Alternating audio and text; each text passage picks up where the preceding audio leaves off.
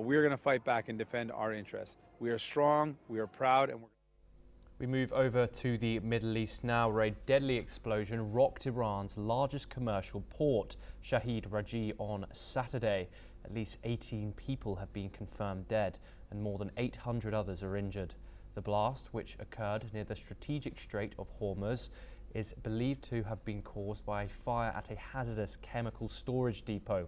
Reports suggest that sodium perchlorate, a missile fuel ingredient, may have been involved. The explosion sparked a massive blaze with thick black smoke spreading across the area. Rescue teams are working tirelessly to control the fire, but strong winds are complicating the efforts. Hundreds of victims have been rushed to nearby hospitals and a blood donation drive is underway. Iranian authorities have launched an investigation into the cause of the explosion, with the president expressing condolences and offering an inquiry. Schools and offices in nearby Bandar Abbas have been closed as emergency operations continue. We move now over to Europe, where in a significant development, US President Donald Trump has raised doubts about Russian President Vladimir Putin's willingness to end the war in Ukraine. This followed a meeting with Ukrainian President Volodymyr Zelensky at Pope Francis's funeral. Trump expressed skepticism on Truth Social, questioning Putin's intentions after missile attacks on Ukrainian cities. Trump has raised concerns over Russia's missile strikes on civilian areas, suggesting secondary sanctions may be necessary if Russia continues its attacks, adding pressure for a peace resolution. Meanwhile, Zelensky has called talks with Trump productive, discussing a ceasefire and a lasting peace. The meeting was their first face-to-face encounter since February's heated White House confrontation. Meanwhile, in Rome, Zelensky met with EU President Ursula von der Leyen, where she assured Ukraine of EU support, saying that they can count on assistance in negotiations from the European Union. The talks focused on Ukraine's EU membership and security amid Russia's ongoing aggression. Following the meeting, Zelensky met UK Prime Minister Keir Starmer. They discussed Ukraine's peace efforts, military support, and the need for a lasting ceasefire to ensure security and sovereignty. Here's what Zelensky had to say about the meeting. I don't want to go to a lot of details, if it's possible, because the questions, very sensitive questions on, of course, totally it's about how to bring peace closer and how was resultative, positive Paris and London, and we want to continue such meetings to bring peace to Ukraine. Moreover, Italian Prime Minister Giorgia Meloni also met with Zelensky in Rome, urging Moscow to commit to peace talks. Meloni condemned recent Russian attacks and stressed the need for an unconditional ceasefire. Meanwhile, the Kremlin announced that President Putin is ready to engage in the talks with Ukraine without any preconditions, signaling a potential shift in Russia's stance towards negotiating an end to the conflict. We are now joined by Professor Dr. Ivana Popovsky, Professor and Vice Dean of Jindal Global Law School, located in New Delhi, to discuss this further. Thank you very much, Dr. Popovsky, for joining us. Do you have any hopes for this meeting that we saw, public meeting in the Vatican at the Pope's funeral yesterday? It was quite a striking image of the two leaders sat one-on-one with each other.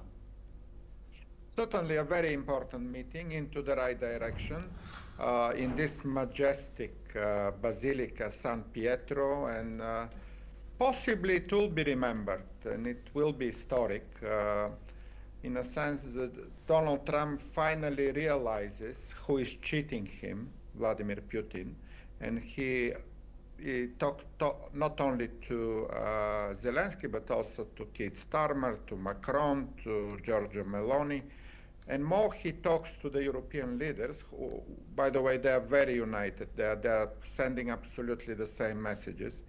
They are speaking in an orchestra, in a kind of a very much in a synchronic way, the same thing, and they keep saying this for long, for almost 4 years now. And for that matter, I think this is important, that the United States realizes the where to go, what is the right direction. The mentioning of secondary sanctions is already there. The question about security guarantees for Ukraine is there. Important matter because even if we have a ceasefire, that ceasefire needs to be monitored. There should be some presence in Ukraine.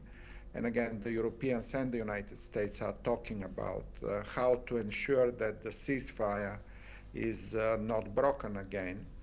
So there is a hope, and it will be very much as to how serious the US administration will be. And I hope that at some point Trump needs to report back what he has done for these 100 days, which are expiring now. And he has very little to report on Russia, Ukraine, and he's also very interested, at least to achieve a ceasefire. But the non-cooperative side is Russia. For 45 days, the position of Ukraine and United States was absolutely the same.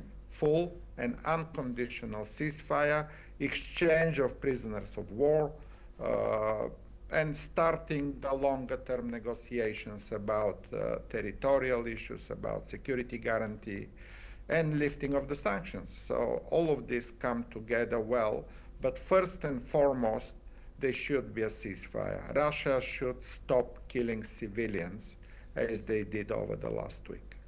Dr. Popovsky, do you think Donald Trump has warmed towards Zelensky now? Obviously, the language he used to describe Zelensky previously, both in person in that infamous White House meeting, wasn't very good. And also, you have his Truth Social posts as well, where he described Zelensky as a dictator. You think he's warming to Zelensky now?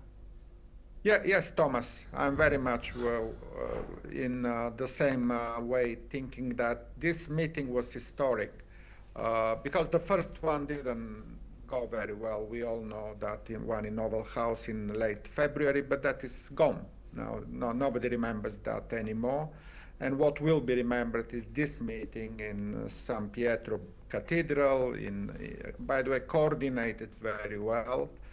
It was also the French President Macron and the British Prime Minister Starmer insisting on this meeting. Donald Trump agrees to meet Zelensky. They sit together, two of them, in a very close meeting, face-to-face, speaking for 15 minutes, seriously, and more such meetings better for the future of the world, for the future of Europe, and for the future of everybody. Definitely it's a right step. And as I understand, after that, Zelensky also met Macron, Starmer, and Donald Trump also met the European Union Commissioner, Ursula von Leyen. So more such meetings mean better realization what needs to be done and how united Europe and the rest of the world should be to end this bloody conflict. Dr. Popovsky, thank you very much for joining us. We now